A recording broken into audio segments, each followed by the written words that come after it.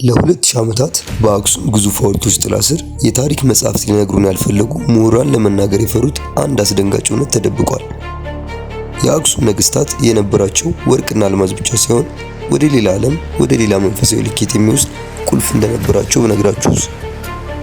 አንድ አርኪኦሎጂስት በአሮጌ መጽሐፍ ውስጥ ድንገት ያገኘው ካርታ ዓለምን ሊያስደንቅ የሚችል ትልቅ የወርቅ ክምችት ያሳያል ተብሎ ነበር። ነገር ግን ካርታው የሚያመራው ወደ ተቀበረ ሀብት ሳይሆን የሰው ልጅ ፈጽሞ ሊደርስበት ወደማይችል መንፈሳዊ ዓለም ቢሆንስ? ዛሬ የመላው ዓለምን ካርታና ታሪክ የቀየረውን ያንን ታሪካዊ የአክሱም ድብቅ ካርታና የተቀበረውን ሚስጥር እንፈትሻለን። እስከ ቪዲዮ ማብቂያ አብራችሁን ቆዩ።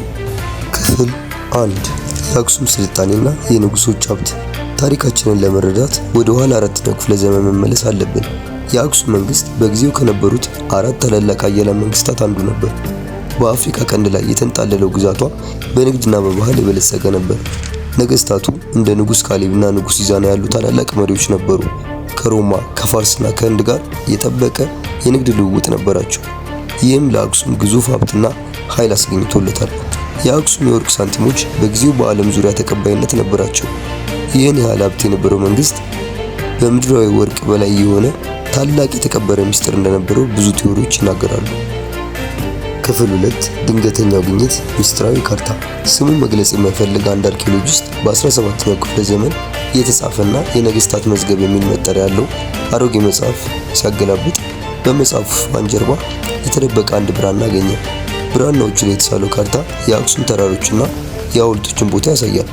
መጀመሪያ ላይ የወርቅ ክምችት ቦታ መስሎት ነበር።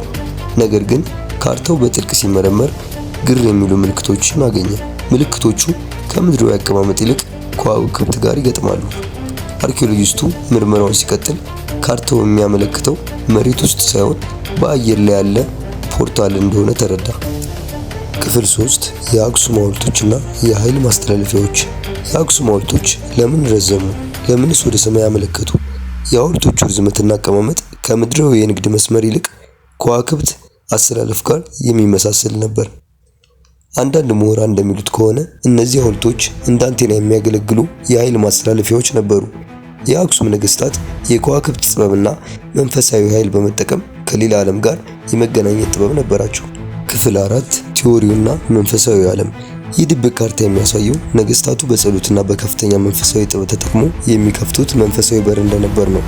ያ ካርታ ወደ ወርቅ ማከማቻ ሳይሆን ወደ ቀደሙት አባቶች ጥበብና ወደ ሌላኛው ዓለም መሸጋገሪያ ነው። አርኪኦሎጂስቱ ወደ ካርታው ምልክት ቦታ ሲጓዝ ያገኘው ነገር እጅግ አስደንጋጭ ነበር። የብርሃን አካላት በአየር ላይ ሲንቀሳቀሱና የጊዜ መዛባት ሲከሰት አስተዋለ። ዛሬ ያ ካርታ የት እንዳለ ማንም አያውቅም። አርኪኦሎጂስቱም ከዚያ በኋላ አልተመለሰም ይባላል። ጥያቄው ግን ይህ ነው፣ የአክሱም ስልጣኔ ጠፍቶ ነው ወይስ ወደ ሌላ ዓለም ተሻግሯል? እናንተስ ምን ይመስላችኋል? ይህ ካርታ በእጃችሁ ቢገባ ወርቁን ትፈልጋላችሁ ወይስ ሚስጥራዊውን በር? በኮሜንት አጋሩኝ። ይህ ቪዲዮ ከተመቻችሁ ላይክ ማድረጋችሁ እንዳትረሱ። እንደዚህ ያሉ ሚስጥራዊ ታሪኮች እንዲደርሳችሁ ሰብስክራይብ አድርጉ። በሚቀጥለው ቪዲዮ እስከምንገናኝ ሰላም ሁኑ።